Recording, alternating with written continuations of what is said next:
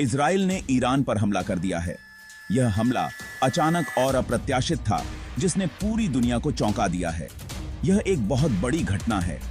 इस हमले ने अंतर्राष्ट्रीय समुदाय में हलचल मचा दी है। ऐसा पहली बार हुआ है जब इजराइल ने खुलेआम ईरान पर हमला किया है। इस हमले के बाद मध्य पूर्व में तनाव और बढ़ गया है। यह मध्य पूर्व के हालात को बदल देता है। इस क्षेत्र में पहले से ही तनावपूर्ण स्थिति और भी जटिल हो गई है। दुनिया बड़े ध्यान से देख रही है। विश्व के नेता और अंतर्राष्ट्रीय संगठन इस पर अपनी प्रतिक्रिया दे रहे हैं। यह हमला इजराइल के प्रधानमंत्री के लिए एक बड़ा दांव है। उन्होंने इस हमले को अपनी सुरक्षा नीति का हिस्सा बताया है। इस हमले से एक बड़ा युद्ध छिड़ सकता है। दोनों देशों के बीच सैन्य तनाव बढ़ता जा रहा है। यह इजराइल के इरादे को भी दिखाता है कि वह ईरान के परमाणु कार्यक्रम को रोकने के लिए दृढ़ है। हालात तनावपूर्ण हैं और भविष्य अनिश्चित है। हमले के टाइमे में जानकारी अभी भी आ रही है। हालांकि खबरें बताती हैं कि इजराइल ने लड़ाकू विमानों का इस्तेमाल किया। निशाने पर ईरान के परमाणु कार्यक्रम से जुड़ी महत्वपूर्ण सुविधाएं थीं। नुकसान कितना हुआ, यह अभी स्पष्ट नहीं है। इजराइल का दावा है कि हमला सफल रहा। हालांकि ईरान इसका असर कम करके बता रहा है। यह संभव है कि दोनों पक्ष कहानी को अपने हिसाब से बताने की कोशिश कर रहे हैं। ईरान बहुत गुस्से में है। हाल ही में हुए हमले ने पूरे देश को आक्रोशित कर दिया है।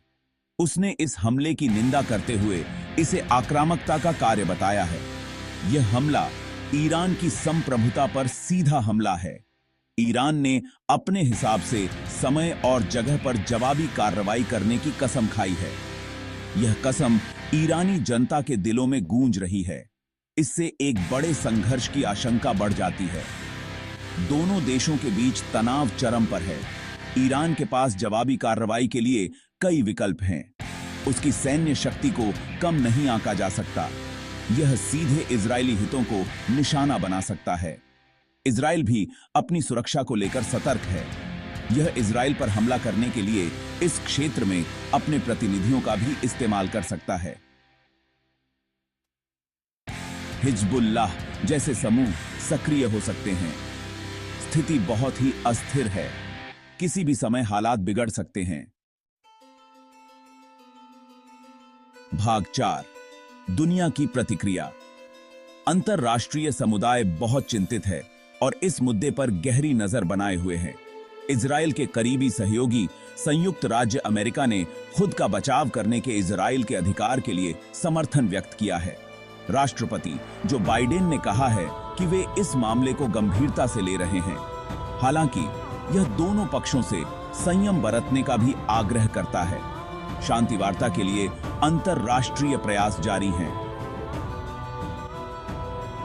अन्य देशों ने हमले की निंदा की है और तनाव कम करने का आह्वान किया है। कई देशों में विरोध प्रदर्शन हो रहे हैं। उन्हें डर है कि स्थिति नियंत्रण से बाहर हो सकती है। सैन्य बलों को उच्च सतर्कता पर रखा गया है। संयुक्त राष्ट्र स्थिति पर करीब से नजर रखे हुए हैं और सुरक्षा परिषद की बैठकें लगातार हो रही हैं।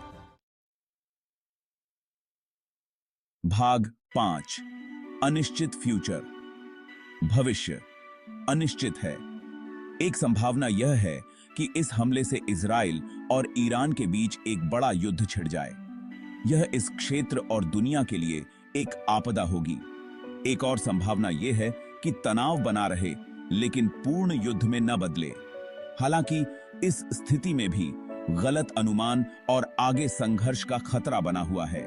दुनिया देख रही है और इंतजार कर रही है, शांति की उम्मीद कर रही है।